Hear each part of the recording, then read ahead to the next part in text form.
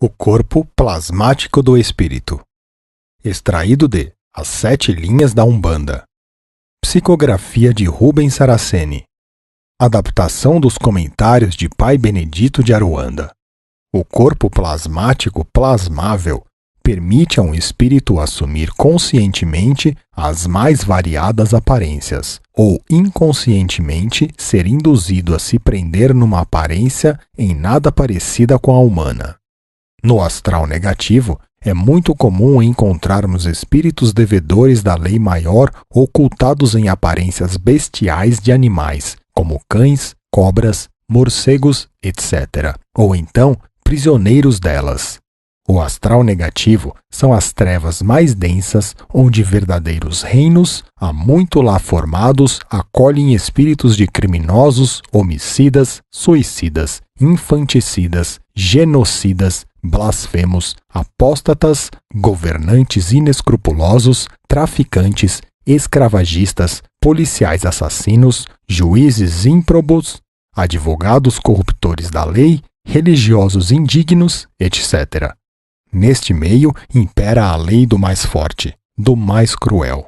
O reverso desse lado é o lado positivo, onde os espíritos assumem aparências luminosas, coloridas e irradiantes, devido à vivenciação de nobres e virtuosos sentimentos religiosos, fraternais, de sapiência, etc. Eles também podem recorrer às aparências que possuíram em outras encarnações, plasmando-as após despertá-las de suas memórias ancestrais.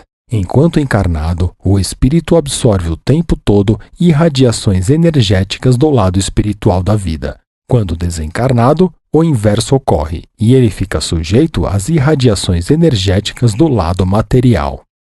Antes de um ser natural adentrar no ciclo reencarnacionista, é preciso que passe por um processo preparatório conhecido como cristalizador. Essa cristalização é realizada em câmaras cristalinas muito especiais, semelhantes a gigantescas colmeias, onde cada ser ocupará um módulo cristalino captador de energias provenientes dos planos matéria-espírito, da dimensão vegetal, ígnea, aquática, aérea, terrena, mineral e cristalina, que inundarão o interior do módulo com energias as mais diversas possíveis.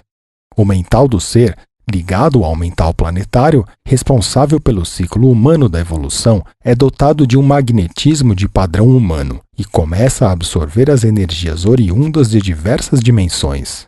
Após processá-las em seu interior, dentro do mental, dota seu corpo energético de um campo magnético que captará uniformemente as energias e dará início à formação do revestimento plasmático, que no espírito humano chamamos de corpo plasmático, o corpo astral.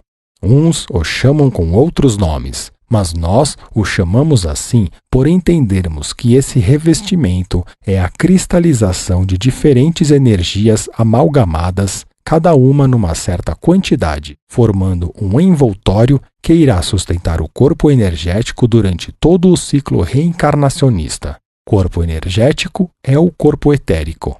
Esse corpo envoltório, plasmático, sofrerá alterações, pois muitas aparências o ser terá, uma vez que numa encarnação será branco, noutra poderá ser negro ou um amarelo, ou um vermelho, etc.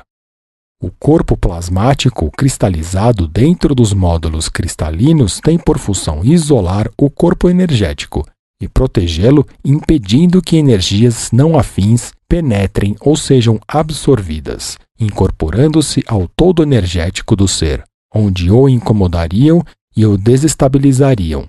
O corpo astral, em seu envoltório mais externo, constituiria a tela búdica, que protege o corpo etérico. Esse corpo plasmático envolve todo o ser energia e o torna um ser espiritual, possibilitando-lhe, quando for encarnar, que seja reduzido ao tamanho de um feto dentro do ventre materno. À medida que o corpo carnal for crescendo, o corpo plasmático o acompanhará. Ele o estará revestindo junto à epiderme, crescendo também. E quando o ser desencarnar, no corpo plasmático ou espiritual estarão impressas todas as suas características pessoais. Nenhuma ruga deixará de ser visível.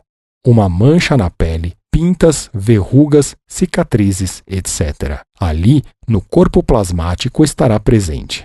A aparência que o ser possuía quando encarnado irá ostentar após o desencarne.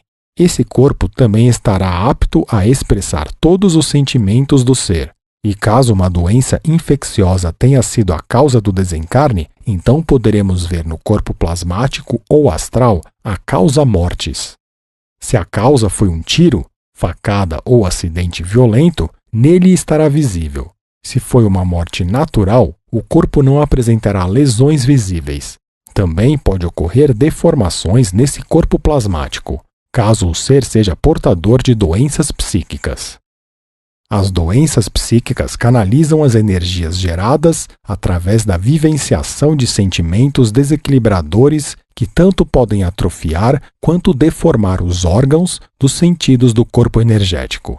E isso altera o interior dele, íntimo, e deixa visível, através do corpo plasmático, que o ser sofre de perturbações psíquicas. Tudo é possível porque o corpo plasmático ou espiritual é a aparência externa do ser, assim como é uma tela refletora do seu interior. No plano material, porque o corpo físico não é plasmável, um ser pode alimentar certos vícios, ódio, inveja, ambição, volúpia, etc., e tudo estará oculto. Mas assim que desencarnar, esses sentimentos negativos explodirão com intensidade e o deformarão, deixando visível as suas viciações, não mais ocultáveis. O corpo plasmático ou espiritual do ser mostra o que vibra em seu íntimo, pensamentos ou sentimentos. Até aqui, mostramos o lado negativo. Mas quando o ser é virtuoso, o corpo plasmático ou espiritual também é tela refletora de seu íntimo, pensamentos e sentimentos. O aura do ser torna-se irradiante, luminescente e colorido, pois cada sentimento irradiado possui uma cor que o distingue de outros sentimentos virtuosos. Nos sentimentos negativos, o aura não é irradiante, mas sim concentrador, e sua cor, tonalidade, é monocromática, cinza, preto, mostarda, rubro, etc., mostrando-se em acordo com o sentimento negativo que o ser vivencia naquele instante de sua vida. Não vamos inventariar sentimentos ou tonalidades positivas ou negativas. Apenas desejamos deixar claro que a tela refletora, o aura, está intimamente ligada aos sentimentos, emocional e ao mental, corpo plasmático.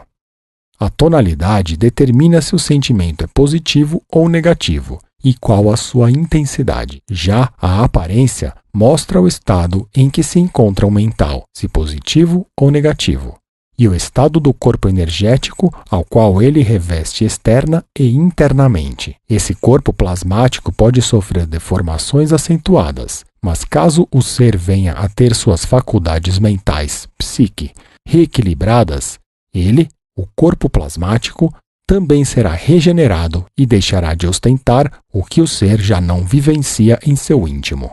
É por isso que pessoas que desencarnam em idades avançadas, mas com a psique equilibrada, com pouco tempo no lado espiritual, já começam a rejuvenescer sem que se apercebam.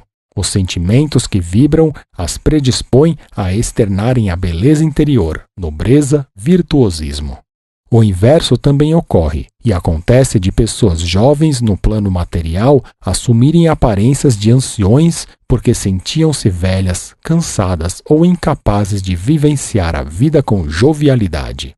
O plasma que forma o corpo plasmático ou espiritual só é formado dentro dos módulos cristalinos, localizados nos domínios dos senhores orixás, responsáveis pela evolução natural, e também pelo reencarnacionista da evolução, o estágio humano. Todos seguimos estágios bem definidos, nos quais evoluímos e vamos incorporando qualidades e atributos que em nós, os seres espiritualizados, culminam com nosso ciclo reencarnacionista, onde nossa consciência humana será despertada em todos os sentidos: fé, amor, razão, conhecimento e etc. E só quando o arco-íris sagrado estiver irradiante, visível, em nossa coroa de luz, é que estaremos aptos a adentrarmos no estágio seguinte da evolução, pois aí já não seremos seres espirituais, mas sim seres angelicais.